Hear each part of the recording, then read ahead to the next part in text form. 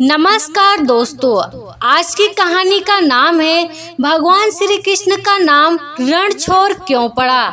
दोस्तों, यह कहानी कुछ इस तरह है कि एक बार जरासंध ने भगवान श्री कृष्ण को युद्ध के लिए ललकारा था, लेकिन वह सिर्फ अकेले नहीं बल्कि उसने श्री कृष्ण के खिलाफ युद्ध के लिए यवन देश के राजा कालयवन को भी अपने साथ मिला लिया था।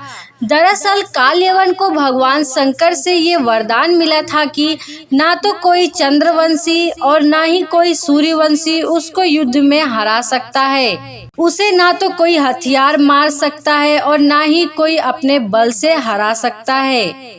भगवान शंकर से मिले वरदान की वजह से कालयवन खुद को अमर और अजय समझने लगा था।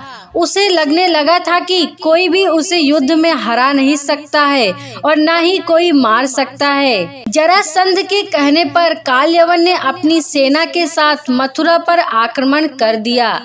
अब क्योंकि श्री कृष्ण जानते थे कि कालयवन को अपने बल से मार नहीं सकते हैं और न ही उनका सुदर्शन चक्र उनका कुछ बिगाड़ सकता है, इसीलिए वो रणभूमि को छोड़कर भाग गए और एक अंधेरी गुफा में जा पहुँचे। श्री कृष्ण जिस गुफा में जाकर छुपे हुए थे उसमें पहले से ही दक्षिण कौशल के राजा मुचकुंद गहरी नींद में सोए हुए थे।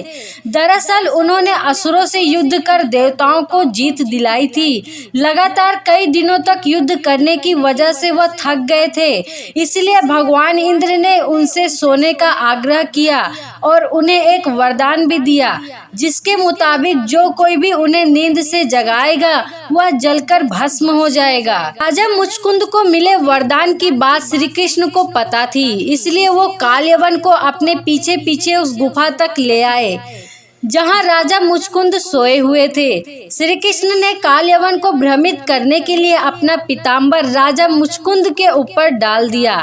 राजा मुचकुंद को देखकर कालयवन को लगा कि वह श्री कृष्ण ही हैं और उससे डरकर अंधेरी गुफा में छुपकर सोए हुए हैं। इसीलिए उसने श्री कृष्ण को समझकर राजा मुचकुंद को नींद से उठा दिया। अब राजा मुचकुंद जैसे ही नींद से उठे कालयवन वहीं जलकर भस्म हो गया। असल में यह भगवान श्री कृष्ण की एक लीला थी। उन्होंने महाभारत के युद्ध में गीता का उपदेश देते हुए कहा था कि सृष्टि में जो कुछ भी होता है उन्हीं की इच्छा से होता है, तो जाहिर सी बात है कि कालयवन का अंत भी उन्हीं की ही इच्छा से हुआ है। तो दोस्तों, यह